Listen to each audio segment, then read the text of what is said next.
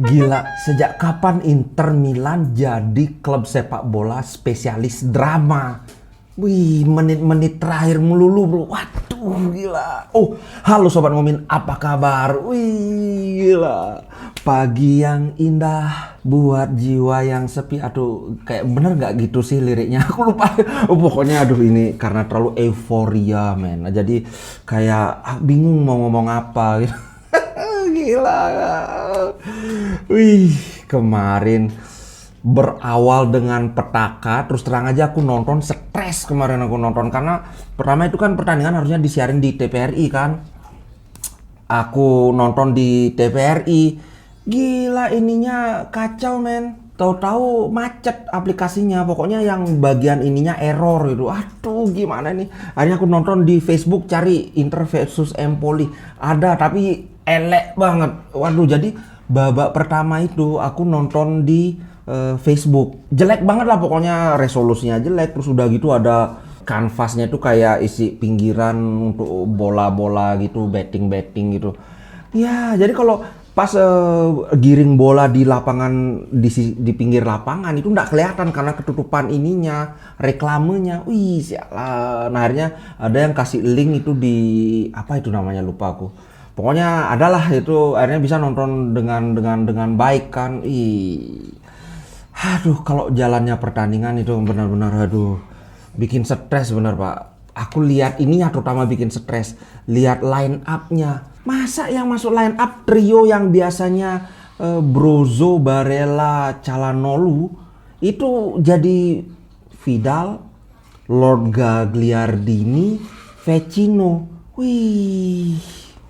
Tapi salut loh buat duetnya Vecino sama Lord Gagliardini itu kompak banget. Kebersamaannya itu wah mantap. Sama-sama nggak jelas, sama-sama ngawur.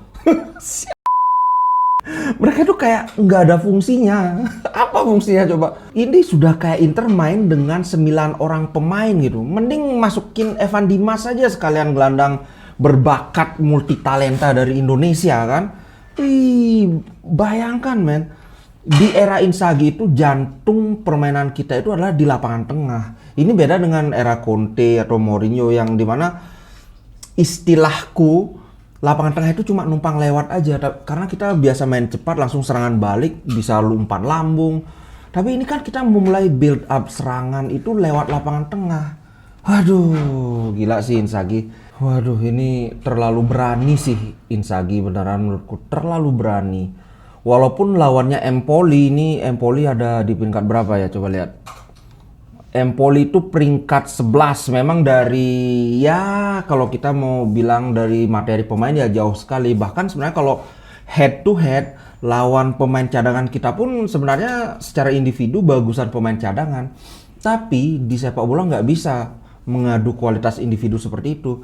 Pemain yang jarang main bersama itu, wah memang nggak klik gitu loh. Jadi kekompakannya itu kurang. Kecuali si Vecino sama Gagliardini itu kompak banget. Sama-sama ngawur. Tapi ada ini. Gagliardini itu kan sempat kasih umpan bagus sekali ke Lautaro Martinez. Itu ditendang, diselamatin sama kipernya. Siapa namanya? Furlan apa siapa itu. Habis itu mental, di volley lagi, diselamatin lagi. Gila, aduh ini kiper Empoli bikin stres Pak. Aduh, apa beli aja kali ya. Beda banget sama kiper kita si Radu, malah dia bikin gol.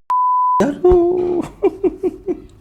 Aduh, pantas dah Radu nggak dapet tempat di ini. Walaupun tuh penggantinya Handanovic pun pantas nggak dapet karena memang permainan Radu kurang banget. Jadi kita mesti berharap sama Onana ini. Aduh, kembali ke soal aku nggak ngerti kenapa Inzaghi menampilkan 3 pemain di jantung pertahanan itu pemain lapis kedua semua. Ini kan pertandingan sepak bola, pertandingan knockout gitu loh. Kalau KO langsung tersingkir. Ini bukan resepsi pernikahan yang pakai kue lapis legit gitu loh. Kenapa pemainnya mesti pakai pemain lapis legit? Terus soal kiper Empoli itu, itu ada 3 penyelamatan luar biasa. 2 dari Lautaro Martinez, kemudian yang satu lagi yang tembakannya Dumfries itu dari dekat sekali dia bisa selamatin. Gila bener.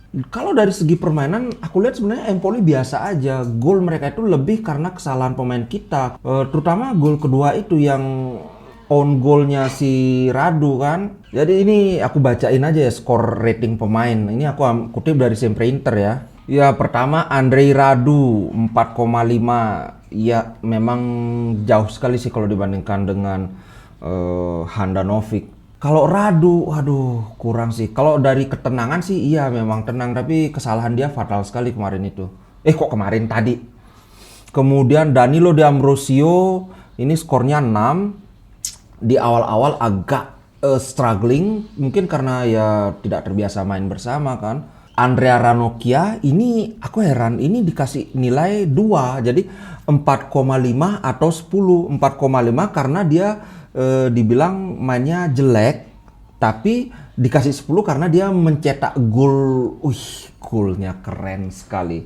Tapi kalau menurutku pribadi nggak jelek-jelek amat sih si Andrea Ranocchia. Memang sih nggak sebagus The Fry ya, tapi nggak lah sampai 4,5. Kalau menurut kalian gimana? Terutama di fase bertahan, kan nggak jelek-jelek amat kan? Kalau di golnya dia jadi penentu itu ya memang gila keren. Itu bener-bener terasa banget relativitas waktu itu. Jadi aku nonton bener-bener terasa bro.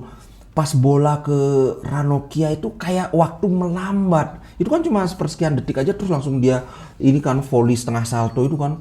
Tapi itu kayak bermenit-menit gitu loh. Aku sampai wah, ini orang mau salto, gimana kalau tembakannya melayang? Aduh, gawat.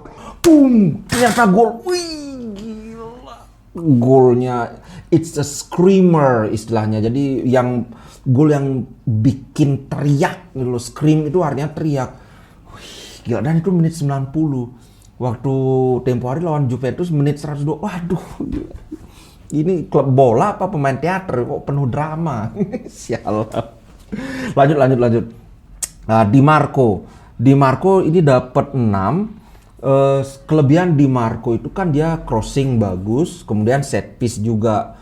Nah, cuma kalau dibanding Bastoni masih bagusan Bastoni sih karena dia lebih apa ya? Dia bisa hold up play, dia bisa nahan bola, nunggu teman-temannya ada di posisi, dan dia sangat kuat secara bertahan. Kalau Di Marco kemarin decent lah, nggak bagus-bagus amat, tapi juga nggak jelek-jelek amat gitu. Yang jelas kalau dibanding Bastoni ya jauh. Dumfries, menurutku Dumfries bagus mainnya, cuma terakhir-terakhir itu memang sudah habis sekali tenaganya. Bayangkan main 120 menit ya wajar aja sih di akhir-akhir pertandingan itu kita lapangan sayap kanan kita itu benar-benar benar-benar mati.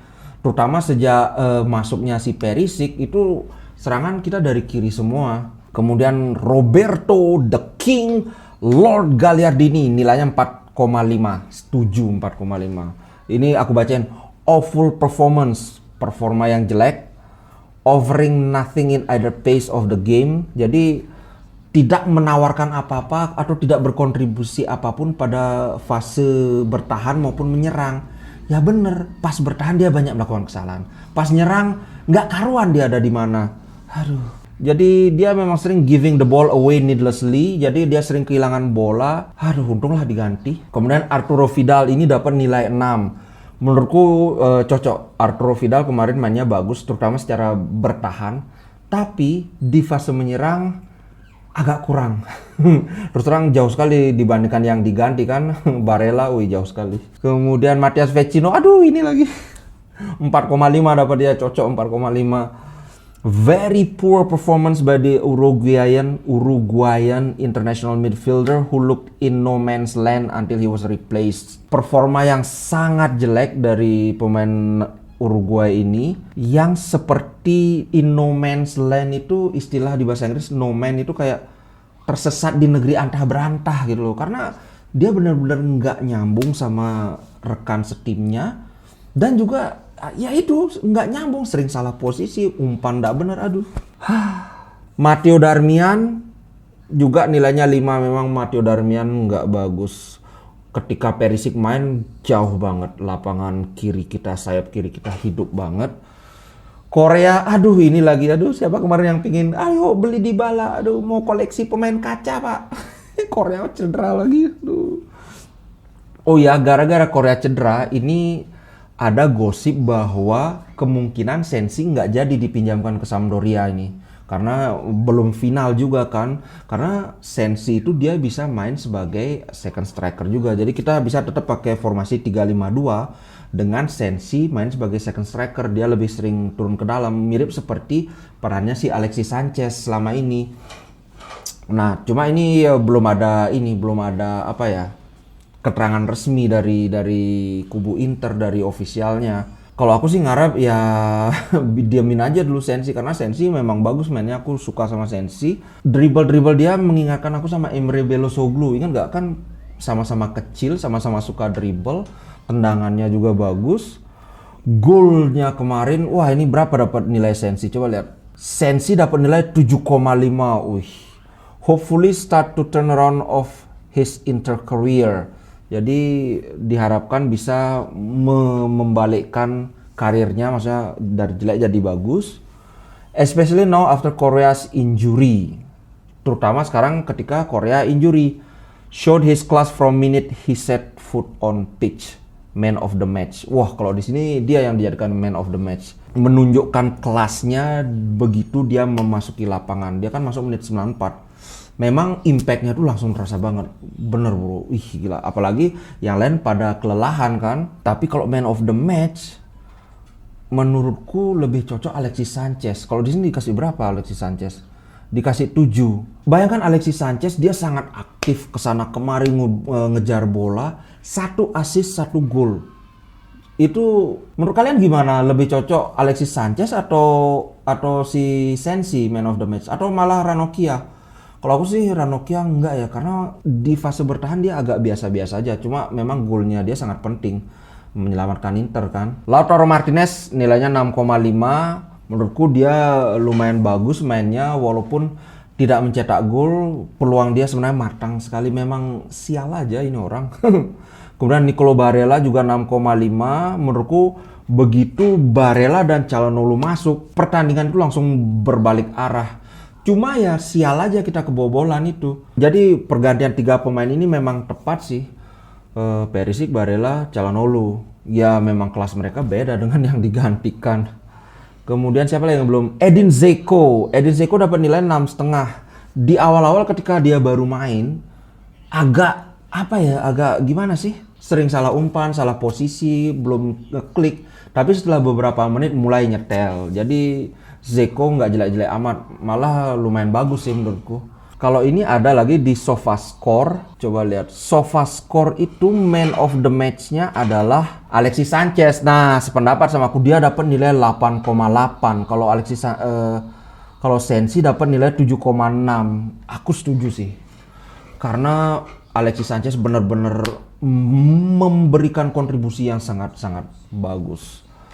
Satu aja, kembali lagi, semoga nggak cedera. Korea udah cedera, aduh. Oke, jadi kesimpulannya pertandingan dini hari tadi itu memang penuh drama. Padahal lawan kita di atas kertas itu jauh di bawah kita materi pemain. Tapi sekali lagi ya ini yang namanya bola itu bulat. Kalau datar itu bumi. Jadi walaupun beda kualitas, ternyata kita hampir kalah loh. Harus kita akui kita hampir kalah. Kalau bukan Ranocchia tuh yang ngegol, aduh sudah tersingkir, sudah malu dah. Sudah diketawain sama kakak tiri. Menurut kalian gimana nih? Man of the match siapa? Menurutku Alexis Sanchez yang lebih layak man of the match.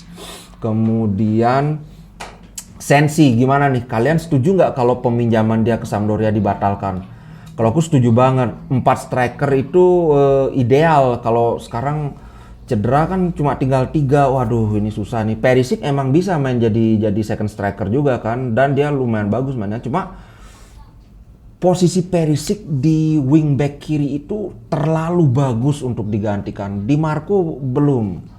Makanya aku lebih cocok sih, mending Perisic stay di wingback kiri. Lebih baik kita punya striker. Atau mungkin Scamacca masuk, gimana? Pokoknya happy banget, deg-degan, jantung berdebar-debar. Oke guys, terima kasih buat kalian yang sudah rela menghabiskan kuota dengerin aku cuap-cuap nggak jelas. Sampai jumpa di konten ngomin berikutnya. Ciao guys.